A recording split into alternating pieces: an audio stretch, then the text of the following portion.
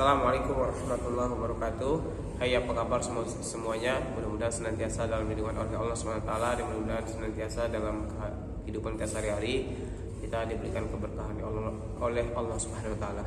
Kali ini aku akan berikan rekomendasi buku ataupun daftar-daftar buku yang bisa menjadi referensi kita, bisa menjadi pegangan kita, bisa menjadi bahan bacaan kita, bisa menjadi bekal kita untuk berdiskusi, untuk berdakwah, untuk berdialog, untuk berdebat dengan misionaris, dengan orang-orang yang mendebat kita tentang keislaman kita, dengan orang-orang yang mau mengajak kita masuk ke dalam agama Kristen misalnya.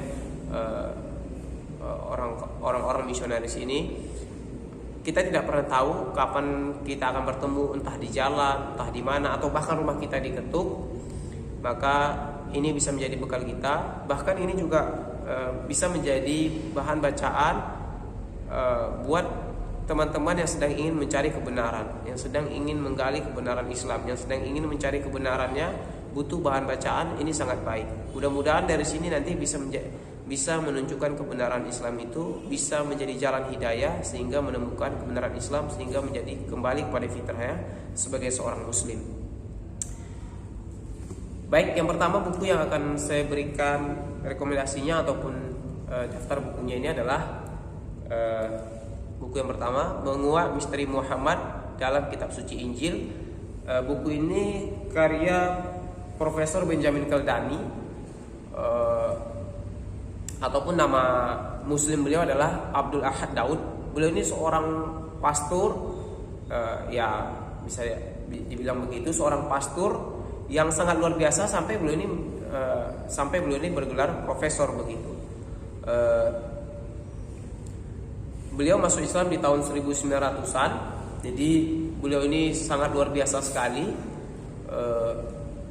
Setelah beliau banyak mempertanyakan tentang keimanannya, sampai satu waktu beliau masuk Islam itu ketika beliau berkunjung ke Turki di tahun 1903. Jadi buku ini sudah lama sekali beliau tulis. Di tahun 1903 beliau berbincang dengan seorang syekh di sana di Turki, berbincang-bincang. Hasil perbincangan beliau itulah akhirnya beliau dengan seorang syekh ini akhirnya beliau memeluk Islam. Buku ini berisi tentang bagaimana penyebutan Nabi Muhammad di dalam kitab Injil ataupun di dalam Bible begitu. Bagaimana diterangkan tentang Nabi Muhammad di dalam Bible. Dan buku ini termasuk salah satu di antara semua yang sudah saya baca. Ini adalah buku yang sangat luar biasa sekali, argumentatifnya sangat kuat sekali, dan beliau memang sangat luar biasa menuliskannya tentang bagaimana nanti tentang keturunan Nabi Muhammad, tentang yang disebut tentang orang-orang Kedar tersebut dan lain sebagainya. Di sini bisa kita temukan luar biasa sekali. Mudah-mudahan bisa dibaca. Bahkan saya dulu sudah lama sekali tahu buku ini, tapi baru ketemu entah 2015-2016 di tumpukan buku di sebuah toko buku ketika saya lagi di Solo. Makanya bukunya udah kayak gini juga. Nah, jadi sebenarnya buku lama yang udah ada di situ, tapi nggak terbeli-beli. Alhamdulillah memang rezekinya. Akhirnya saya bisa beli dan saya bisa baca. Jadi mudah-mudahan kawan-kawan bisa baca ini, Muhammad, Menguak Misteri Muhammad dalam Kitab Suci Injil, ataupun judul aslinya Muhammad in the Bible. Bisa dibaca, karya Profesor Benjamin Keldani, atau nama muslimnya Abdul Ahad Daud. Ini memang sangat luar biasa sekali dan menjadi bahan pegangan bacaan penting buat kita untuk menjadi bekal kita dalam berdakwah dalam ilmu kristologi, dan juga menjadi pegangan kita ketika kita nanti berdiskusi, berdialog dengan orang-orang misionaris. Yang kedua, buku ini adalah The Choice karya Syekh Ahmad Deedat rahimahullah. Ini salah satu buku paling fenomenal beliau, dialog Islam Kristen, The Choice ini. Jadi buku ini adalah buku yang pernah kami diskusikan ketika dulu masih mondok. Kami bahas sama-sama karya beliau ini, karya Syekh Ahmad Deedat ini. Beliau luar biasa sekali. Lagi-lagi Syekh Ahmad Deedat ini kan orang India yang merantau ke Afrika Selatan. Lalu di Afrika Selatan beliau hidup.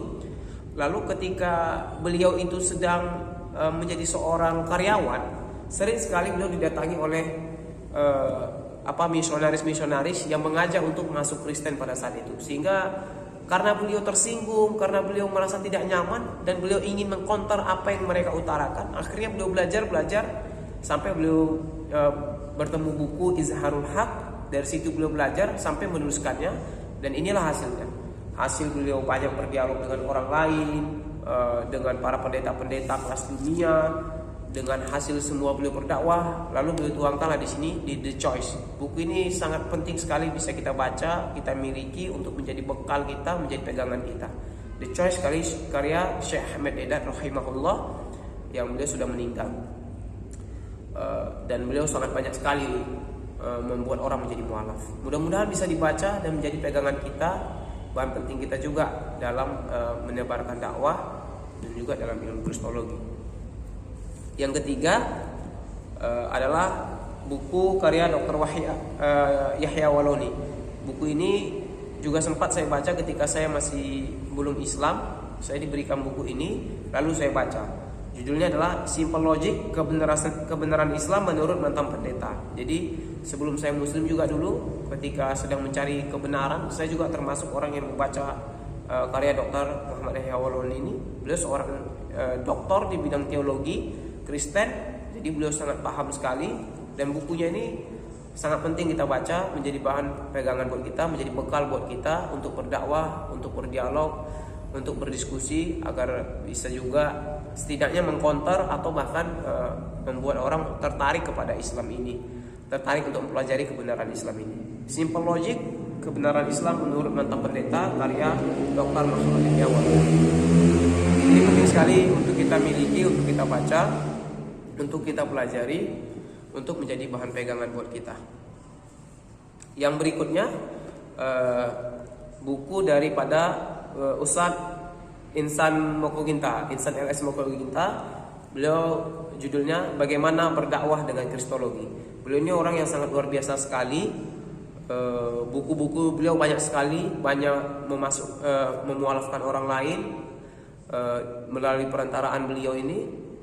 Rahimahullah, beliau baru meninggal. Mudah-mudahan Allah menerima segala amalan beliau dan menempatkan beliau di tempat terbaik dengan segala dakwah-dakwah beliau selama ini. Jadi bagaimana berdakwah dengan kristologi, karya Ustadz Insan LS Mokoginta, salah satu pakar kristologi di Indonesia. Mudah-mudahan segala apa yang beliau tinggalkan bisa kita lanjutkan. Ini juga penting buat kita agar kita memahami bagaimana kita berdakwah kepada orang lain, entah kepada saudara kita yang belum mualaf, yang belum muslim, ataupun kepada teman-teman kita, bagaimana kita bisa berdakwah dengan kristologi. Ini juga bahan ajaran penting ya ketika kita ingin berdakwah dengan ilmu kristologi, dan ketika kita juga menjadi bahan pegangan kita untuk berdiskusi, berdialog, ataupun mengkontar pertanyaan-pertanyaan dari para misionaris ataupun orang-orang yang sedang mendebat kita. Next, yang bisa juga menjadi bahan pegangan kita dan juga menjadi bahan bacaan kita adalah karya Dr. Zakir Naik ini, Debat Islam versus Non-Islam ini, karya Dr. Zakir Naik. Kumpulan ini adalah kumpulan pertanyaan orang-orang Kristen ataupun orang ateis dan lain sebagainya yang bertanya kepada Dr. Zakir Naik dan jawaban dari Dr. Zakir Naik. Jadi ini kumpulannya, bisa kita baca sehingga kita mendapatkan jawaban-jawabannya. Sangat banyak sekali poin-poin yang ada di dalamnya tentang seputar keimanan, seputar wanita, seputar terorisme dan jihad, seputar ilmu pengetahuan, seputar Al-Quran yang sering dipertanyakan oleh orang-orang yang bisa jadi dia seorang ateis ataupun dia seorang agama lain. Ini dikumpulkan semua di sini, dirangkum dalam buku Dr. Zakir ini, Debat Islam versus Non-Islam. Ini juga penting kita pelajari, kita baca, sehingga menjadi bahan bacaan buat kita dan juga menjadi bahan pegangan buat kita, menjadi bekal buat kita ketika kita mau berdakwah ataupun ketika orang bertanya kepada kita, ketika orang mendebat tentang keimanan kita, sehingga kita bisa mendapatkan jawabannya dan memiliki bekalnya. Ini penting buat kita. Yang berikutnya ini juga menurut aku penting dan mudah-mudahan bisa dibaca dan dipelajari. Ini adalah judulnya Evolusi Kristen. Evolusi Kristen karya M.I. Ananias. Beliau ini seorang penggiat dakwah, dan beliau ini banyak bertemu dengan orang-orang misionaris yang ada di kampung-kampung. Jadi orang-orang yang misionaris yang datang ke kampung sering berdiskusi tentang teologinya, sehingga dari situ beliau menuliskan bukunya ini, Evolusi Kristen, karya Amy Ananias ini, terbitan buku Gelanggang ini. Ini juga penting buat kita baca sehingga kita memahami tentang apa yang sedang kita bincangkan. Dari buku-buku ini mudah-mudahan dia bisa menjadi bekal buat kita. Selain menjadi bekal buat kita, ini juga bisa menjadi pelajaran buat kita memahami bagaimana tentang ilmu kristologi itu, bagaimana berdakwah dengannya, menjadi pegangan buat kita, baik untuk berdiskusi, berdialog, ataupun buat orang-orang yang sedang mencari kebenaran Islam. Mudah-mudahan dari sini dia mendapatkan kebenaran Islam, sehingga dia menjadi seorang mu'alaf, menjadi seorang yang kembali kepada Islam daripada bacaan-bacaan ini. Buat teman-teman, mudah-mudahan bisa membaca buku ini, mengambil faedah dari dalamnya, ataupun ketika ada orang yang bertanya buku apa yang harus dia baca untuk bisa memahami kebenaran Islam, ataupun dia sedang mencari kebenaran, silahkan berikan rekomendasi buku ini. Mudah-mudahan dia menjadi seorang mu'alaf, insya Allah, dan mudah-mudahan dia mendapatkan hidayah dari Allah Subhanahu Wa Taala. Mudah-mudahan bermanfaat dari 6 buku ini, bisa teman-teman baca semuanya dan bisa menjadi wasilah kebenaran, bisa wasilah asbab hidayah, sehingga kita bisa berdakwah kepada orang lain dan mengajak orang kepada Islam, dan kita mudah-mudahan bisa menjadi awal daripada orang memahami kebenaran Islam ini, bukan malah menjadi penutup kebenaran Islam ini. Mudah-mudahan bermanfaat teman-teman sekalian. Jikalau kamu merasa channel ini bermanfaat, silahkan subscribe dan juga like, share. Dan jikalau kamu ingin berdiskusi ataupun ada yang ingin masukan terhadap channel ini dan kira-kira buku apa lagi yang harus kita review ke depannya, silahkan komen di bawah. Demikian, Assalamualaikum warahmatullahi wabarakatuh.